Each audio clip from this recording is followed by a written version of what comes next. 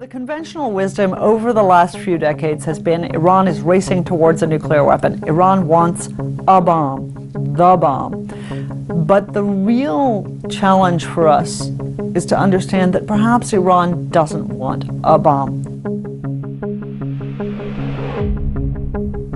The Iranians are expert in the long game, and I think our fault has been always shaping the argument around a timeline. In 5 years, the Iranians are going to have a bomb. 6 months, the Iranians are going to have a bomb. But if the Iranians really want an arsenal, then what the President of the United States has put in place is the perfect plan for them. Work on advanced centrifuges, continued enrichment, continued research, conventional weapons, ballistic missiles, all of that is going to be allowed under the new Joint Comprehensive Plan of Action with the Iranians. And that means that in 10 years to 15 years, they will be able to have an arsenal of nuclear weapons, and we won't be able to do a damn thing about it. The other problem here is that not only do we have imperfect intelligence about Iranian activities, but that the inspections regime that was put in place by this deal is extraordinarily lax. Basically, what happens is that we suspect that the Iranians have violated their obligations under the deal. We need to go to a committee and argue to them that the Iranians have done that. The Iranians are on that committee. We need to persuade 5 of the 8 members of that committee that there was a violation. They need to vote on that. And then the Iranians get to have a period of time in which they consider it.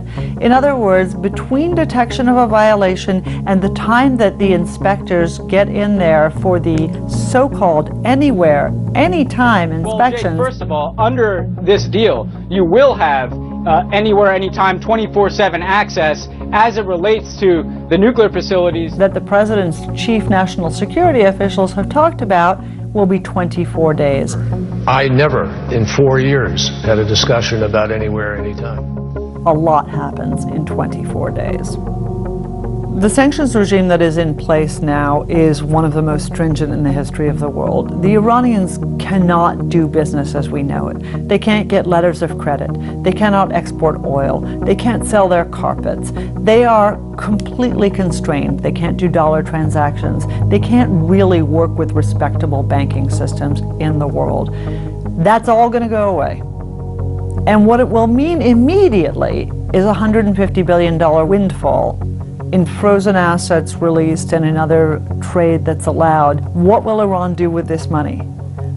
Sure, some of it will go towards infrastructure, some of it will go towards the Iranian people, but a vast mass of it will go to Hezbollah, to Hamas, to buying surface-to-air missiles from the Russians, to buying advanced ballistic missile systems from the Chinese, to buying new aircraft from whoever will sell it, to supplying all of these things to their proxies, because why not?